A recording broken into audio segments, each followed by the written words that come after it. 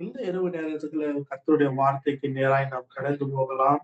நம்முடைய வாழ்க்கையில அநேக காரியங்கள் நாம் யோசித்தபடி, நாம் திட்டமிட்டபடி, நம்முடைய தீர்மானத்தின்படி காரியங்கள் நடக்கிறதா அப்படின்னு என்னை கேட்டீங்கன்னா 99% நடக்காது. ஏன்னா இது ஹியூமன் பிளான்ஸ் ஃபெயில். ஆனால் கர்த்தருடைய வார்த்தை நமக்கு கற்றுக் கொடுக்கிற மிக முக்கியமான ஒரு காரியம் என்னன்னா, அவர் வைத்திருக்கிற திட்டங்கள், அவர் வைத்திருக்கிற காரியங்கள், அவர் போடுகிற திட்டம், அந்த திட்டத்துக்குள்ள நாம் நம்முடைய திட்டத்தை விட்டு கொடுத்து, ஆண்டவரே உங்க பிளான் சூப்பரா இருக்கு அப்படின்னு சொல்லி நாம் ஒப்பு கொடுக்கப்பட்ட பாத்திரங்களாய் விட்டு கொடுத்தோம்னா, அவர் நம்முடைய வாழ்க்கையில மகிமையா எடுத்து பயன்படுத்துவார். இன்னைக்கு ஏசாயா எழுதின தீர்க்கதரிசி புஸ்தகத்துல ஒரு வசனத்தை வாசிக்கலாம். ஏசாயா 55ஆம் அதிகாரம் 8ஆம் வசனம் 9ஆம் வசனத்தை நாம் பார்க்கலாம். என் நினைவுகள் உன் நினைவுகள் அல்ல, உங்கள் வழிகளும் என் வழிகளும் அல்ல என்று கர்த்தர் சொல்லுகிறார். பூமியை பார்க்கிலும் வானங்கள் எப்படி உயர்ந்ததாய் இருக்கிறதோ அப்படியே உங்கள் வழிகளை பார்க்கிலும் என் வழிகளும், உங்கள் நினைவுகள் பார்க்கிலும் என் நினைவுகள் உயர்ந்ததாய் இருக்கிறது. ஹல்லேலூயா. கர்த்தருடைய வார்த்தை நமக்கு the very foundation நமக்கு இருக்கிறதுனா, நமக்கு மிக முக்கியமான ஒரு காரியம், நாம் தேவனை இன்னும் அவருடைய வழிகளை நாம் எப்படி பற்றி கொள்ள முடியும். அப்போ இன்னைக்கு கர்த்தருடைய வார்த்தை, என் நினைவுகள் உன் நினைவுகள் அல்லப்பா, என் பிளான் உன் பிளான் கிடையாது, என் பிளான் பூமியை காட்டிலும் வானத்தை பார்க்கிலும் அதுக்கு மேலாக உயர்ந்ததா இருக்கிறது. உன்னை குறித்து நான் வைத்திருக்கிற திட்டங்கள் அவ்வளவு பெரிதான யோசனையா இருக்கிறது. கர்த்தருடைய வார்த்தை நமக்கு கற்றுக் கொடுக்கும் பொழுது, அப்போ இட்ஸ் வைசஸ்ட் சாய்ஸ். நாம் செய்கிற ஒரு புத்திசாலியான ஒரு காரியம் என்னன்னா, நாம் நம்முடைய பிளான்களை ஃபோர்ஃபிட் பண்ணிட்டு விட்டு கொடுத்து, ஆண்டவரே உங்க பிளானை நான் பிடித்துக் கொள்கிறேன். ஆண்டவரே நீங்க என்ன செய்ய சித்தமா இருக்கிறீரோ அந்த சித்தத்துக்கு நான் ஒப்பு கொடுக்கிறேன் அப்படின்னு சொல்லி விட்டு கொடுத்தோம்னா, தேவன் மகிமையை எடுத்து அவர் மகிமைப்படுகிறவராய் இருக்கிறார். I want you to show ஒரு காரியத்தை நான் உங்களுக்கு வசனத்தின் மூலியமாக, எப்படி ஒரு மனுஷன் தேவனுடைய திட்டத்தை பிடித்து கொண்டான், அந்த தேவனுடைய திட்டத்தை பிடித்து கொண்டு அவன் எப்படி தேவனுக்காக சாட்சியாய் நின்றான். ஹல்லேலூயா. அதை செய்யும் பொழுது தேவன் அவனை எப்படி தலையை உயர்த்தினார் என்று நான் உங்களுக்கு வசனத்தின் மூலியமாக I just want to show to you. உங்களுடைய வேத புஸ்தகத்தை நீங்க திருப்பிக் கொள்ளுங்க. யோசுவா எழுதின புஸ்தகம் 5ஆம் அதிகாரம் கடைசி 3 வசனங்களை நாம் வாசிக்கலாம். The book of Joshua chapter 5 verses 13 till 15. ஹல்லேலூயா. பின்னும் யோசுவா எரிகோவின் வெளியிலிருந்து தன் கண்களை ஏறெடுத்து பார்க்கும் பொழுது, இதோ ஒருவர் அவன் எதிர்க்கு நின்றார். உயர்வான பட்டயம் அவர் கையில், உருவின பட்டயம் அவர் கையில் இருந்தது. யோசுவா அவரிடத்தில் போய், நீர் எங்களை சார்ந்தவரோ எங்கள் சத்துருக்களை சார்ந்தவரோ என்று கேட்டான். அதற்கு அவர், அல்ல, நான் கர்த்தருடைய சேனையின் அதிபதியாய் இப்பொழுது வந்தேன் என்றார். அப்பொழுது யோசுவா தரையிலே முகங்குப்புறம் விழுந்து பணிந்து கொண்டு அவரை நோக்கி, என் ஆண்டவரே, தமது அடியேனுக்கு சொல்லுவது என்னதென்று கேட்டான். அப்பொழுது கர்த்தருடைய சேனையின் அதிபதி யோசுவாவை நோக்கி, உன் காலில் இருக்கிற பாதரட்சைகளை கழற்றி போடு, நீ நிற்கிற இடம் பரிசுத்தமானது என்று யோசுவா அப்படி செய்தார். ஹல்லேலூயா. இங்கே ஒரு காரியத்தை நாம் பார்க்கலாம். 3ஆம் அதிகாரம் வரும் பொழுது இஸ்ரவேல் ஜனங்கள், ஹல்லேலூயா, அவங்க வனாந்திரத்துல ஏறக்குறைய 40 வருஷங்களாய் நடந்து வந்து முடித்த பின்பு அந்த சந்ததி எல்லாம் மறிச்சு போனாங்க. தேவனுடைய வார்த்தையின்படி அவங்க விசுவாசிக்காமல் கடந்து போனதுனால God destroyed everybody. போனது ஒரே ஒரு சந்ததி, காலேபும் யோசுவாவும் மற்றுமா இருந்த அடுத்த சந்ததி தான் தேவன் அந்த பாலும் தேனும் ஓடுகிற இடத்துக்கு கொண்டு போனார். அவர்களை ஆச்சரியமாய் நடத்தி கொண்டு வந்த விதம் யோர்தானை பிளந்தது. அவங்க ஒரு அற்புதத்தை பார்த்தாங்க, தேவனை மகிமைப்படுத்தினாங்க. இப்போ ஒரு காரியம் முடித்த மாத்திரத்துல இன்னொரு பிரச்சனை அவங்களுக்கு கண்களுக்கு முன்பாக நின்று கொண்டிருக்கு. எரிகோ என்ற ஒரு காரியம். நம்முடைய வாழ்க்கையில ஒரு பிரச்சனை முடிந்தது மாத்திரத்துல இன்னொரு பிரச்சனையை சந்திக்கும் பொழுது, ஆண்டவரே ஏன் ஆண்டவரே இந்த காரியம் எங்க வாழ்க்கையில நடக்கிறது? இது எதுக்கு ஆண்டவரே அனுமதிச்சீங்க? இது என் வாழ்க்கையில எந்த சூழ்நிலைனால வந்தது ஆண்டவரே என்று நாம் அநேக முறை தேவனுடைய சமூகத்துல நாம் கேள்வி கேட்கிறவர்களா இருக்கிறோம். ஏன்னு கேட்கிறது தவறு கிடையாது. ஆனால் அந்த சூழ்நிலைக்குள்ள தேவன் அனுப்பும் பொழுது, அந்த சூழ்நிலைகள் மத்தியிலும் தேவனுடைய நாமம் மகிமைப்படும் என்று நம்முடைய காரியம் நம்முடைய மனதில தெளிவாய் நாம் படிந்து வைத்துக் கொண்டோம் என்றால், God can use any situations and circumstances to bring glory to his name. Hallelujah. யோசுவா அன்னைக்கு அவனுடைய திட்டத்தை அவன் வெளியே நகரத்திற்கு வெளியே போய் நின்று கொண்டு அவனுடைய பிளான் படி ஒரு ஸ்ட்ராட்டஜி போட்டு பார்த்து கொண்டிருந்தான். எகிரிகோவை எப்படி உடைப்பது, அதனுடைய மதில்களை எப்படி அப்படிங்கிறது, எனக்கு இருக்கிற இவ்வளவு ஆர்மி சோல்ஜர்ஸ் தான் இவ்வளவுதான் இருக்கிறாங்க, என்ன பிளான் போட்டு கொண்டிருந்தாலும் யோசுவாவுடைய பிளானை காட்டிலும் சேனைகளின் தலைவர் ஒரு பிளான் கொடுத்தாருங்க. அந்த இடத்துல யோசிக்க முடியாத ஒரு காரியத்தை யோசுவா விசுவாசத்தின் மூலியமாய் செய்யும்படிக்கு தேவன் அவனுக்கு கிருபை கொடுத்தாரு. அந்த வசனத்தை நீங்க வீட்டுல நேரம் கிடைக்கும் போது வாசிங்க. 6ஆம் அதிகாரம் முழுவதும் சொல்லும் எரிகோவுடைய மதில்கள் எப்படி கீழே விழுந்தது என்று சொல்லி. அந்த எரிகோவுடைய மதில்கள் ஏறக்குரிய 14 அடி உயரமாய் 11 அடி உயரமாய் இருந்ததாம், 14 அடி அகலமாய் இருந்தா. ஜஸ்ட் இமேஜின் பண்ணி பாருங்க. It was 11 feet tall wall and the width of that wall was 14 feet. It was so secure. அவ்வளவு பத்திரமாய் வைத்திருந்தாங்க.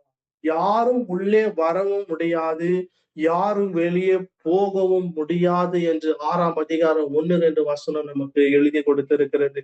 So God is teaching. யோசுவா வைத்து ஒரு மாதிரியை வைத்து காட்டுறாருப்பா, நீ ஒன்னும் பண்ணாத, நான் சொல்றபடி செய். மோஸ்ட் ஆஃப் த டைம் நம்ம கிறிஸ்தவர்களுடைய வாழ்க்கை, விசுவாசங்களுடைய வாழ்க்கை எப்படி தெரியுமா? நாம் தேவன் சொன்னதை படி செய்யும் பொழுது நம்முடைய வாழ்க்கை அற்புதத்தின் மேல் அற்புதத்தை பார்க்க முடியும். It may look very foolish. நம்முடைய கண்களில் அது பார்க்கும் பொழுது, தேவன் திட்டத்தை கொடுக்கும் பொழுது அது ரொம்ப அற்பமா இருக்கும், ஒரு ஃபூலிஷ்னஸா இருக்கும். ஜஸ்ட் இமேஜின் பண்ணி பாருங்க. யோசுவாவை பார்த்து சொல்றாருப்பா, 6 நாள் உடன்படிக்கை பெட்டி முன்பதாக சில ஆசாரிகள் அதை சுமந்து கொண்டு போகணும், முன்பதாகவும் பின்பதாகவும் சில பேர் எக்கால சத்தத்தை ஊதி கொண்டு அந்த நகரத்தை ஒவ்வொரு நாளும் ஒரு முறை சுற்றி கொண்டு வரணும். 6 நாளும் அவங்க உடன்படிக்கை எடுத்துக்கொண்டு போய் 6 நாளும் இது மட்டும்தான் செய்யணும். யாரும் எதுவும் பேசக்கூடாது, எதுவுமே சொல்லக்கூடாது. ஆனால் 7ஆம் நாள் வரும் பொழுது அது 7 முறை சுற்றி வந்து அந்த கடைசி சுற்றி வரும் பொழுது யோசுவா சொல்லும் பொழுது, நீங்க ஆர்ப்பரியுங்கள். ஜஸ்ட் ஒரு தாட். கர்த்தருடைய பிள்ளைகள் ஆர்ப்பரிச்சா, அவங்க ஸ்தோத்திரம் பண்ணா, அவங்க மகிமை செலுத்தினா, அவங்க பாடினா, அவங்க துதித்தா, அவங்களுடைய தேவனுடைய மகிமை வெளிப்படும்னு கர்த்தருடைய வார்த்தை நமக்கு கற்றுக் கொடுக்கிறது. Most of the time we are not able to see God's miracle, God's power, God's doing in our life. In midst of our circumstances, நம்முடைய சூழ்நிலைகள் மத்தியில நாம் அதிக நேரம் புலம்புகிறோம். We don't praise God, we don't worship God, we don't thank God. நம் தேவனை மகிமைப்படுத்த கிடையாது, நம் தேவனை ஸ்தோத்தரிப்பது கிடையாது, நம் தேவனை ஆராதிப்பது கிடையாது. அன்னைக்கு எக்கால சத்தத்தை தான் குறிக்கிறது. God was telling, I'm going to do something great. இந்த சந்ததியின் மூலியமாக அது எவ்வளவு பெரிய காரியமாய் இருந்தாலும், எரிகோவுடைய மதில்கள் எவ்வளவு பெரியசா இருந்தாலும், மனுஷனுடைய பார்வை அந்த ராஜா எவ்வளவு பெரிய கோட்டை கட்டியிருந்தாலும் சரி, என்னுடைய பிள்ளைகளுடைய துதியினாலும், என்னுடைய ஓங்கிய புயத்தினாலும், என்னுடைய மகிமையினாலும் அதை உடைக்கனாலும் முடியும் என்று நிரூபித்தார். God was so powerful. தேவனுடைய மகிமையும், தேவனுடைய ஞானமும், தேவனுடைய அவருடைய அறிவுக்கு ஈடு இல்லாததுதாங்க இது. அந்த நேரத்துல யோசுவா மாத்திரம் அந்த தேவனுடைய திட்டத்தை பெற்றுக்கொண்டு அது செயல்படாமல் இருந்திருந்தா, இன்னைக்கு யோசுவாவுடைய புஸ்தகம் எழுதியிருக்க முடியாது. எப்படி இருக்கிற புஸ்தகத்துல 11ஆம் அதிகாரத்துல அவருடைய காரியம் வந்திருக்காது மறுபடியுமாக. So it was talking beautifully. God was teaching. இந்த காலகட்டத்துல தேவன் நமக்கு மிக முக்கியமாக கற்றுக் கொடுக்கிற ஒரு காரியம் என்ன தெரியுமா? Hold on to God's plan. கர்த்தருடைய வழிகளையும் கர்த்தர் சொல்லுகிற காரியத்தையும் அதை செயல்படுத்த we don't need big wisdom. All that we need is obedience. நம் கர்த்தருடைய வார்த்தைக்கு நாம் கீழ்ப்படியும் பொழுது உடனுக்குடனே கர்த்தர் செய்கிற மகத்துவமுள்ள காரியங்கள் அது ஆச்சரியமா இருக்கும், அது அற்புதமா இருக்கும். நீங்க கர்த்தருடைய வசனத்தை நீங்க பார்த்தீங்கன்னா, கர்த்தருடைய வார்த்தை நமக்கு எப்படி கற்றுக் கொடுக்கிறதுனா, ஈவன் ஜீசஸ் அவர் பூமியில இருக்கும் பொழுது, எபிரேயர் இந்த புஸ்தகம் 5ஆம் அதிகாரம் நீங்க 9ஆம் வசனம் வாசிச்சீங்கன்னா, it says even though he was God, அவர் தேவனாய் இருந்தும் he was obedient. He was obedient to whatever God was telling him to do. God was teaching through Jesus. Hallelujah. God was teaching them. We have to be obedient to God. அப்ப கர்த்தருடைய வார்த்தை ஒவ்வொரு நாளும் நாம் வேதத்தை எடுத்து வாசிக்கும் பொழுது கர்த்தர் நமக்கு உண்மையாகவே அவருடைய வசனத்திலிருந்து தான் நமக்கு கற்றுக் கொடுப்பார் ஒழிய வேற எந்த ஒரு காரியத்தையும் வைத்து நமக்கு கற்றுக் கொடுக்கவே மாட்டார். It is His word and His word is for us and His word for us to obey. நீங்க 1 யோவானுடைய புஸ்தகம் 2ஆம் அதிகாரம் நீங்க 3ஆம் வசனத்தை நீங்க வாசிச்சு பார்த்தீங்கன்னா அங்க அழகாக கர்த்தருடைய வார்த்தை சொல்லும், as we can be sure that we know him if we obey his commandments. Hallelujah. You can be sure.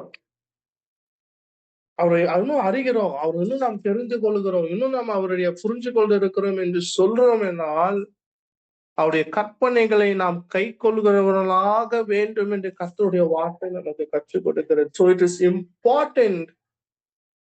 நம்ம சொல்லிக்கலாம், நான் தேவனுடைய பிள்ளை, நான் ரட்சிக்கப்பட்டு இருக்கிறேன், அபிஷேகம் பெற்றிருக்கிறேன், நான் ஞானஸ்தானம் பெற்றிருக்கிறேன், நான் எல்லாவற்றும் காரியங்களை செய்கிறேன். But God importantly specific to the point, அவர் மிக முக்கியமாக கற்றுக் கொடுக்கிற ஒரே ஒரு காரியம் என்ன தெரியுமா?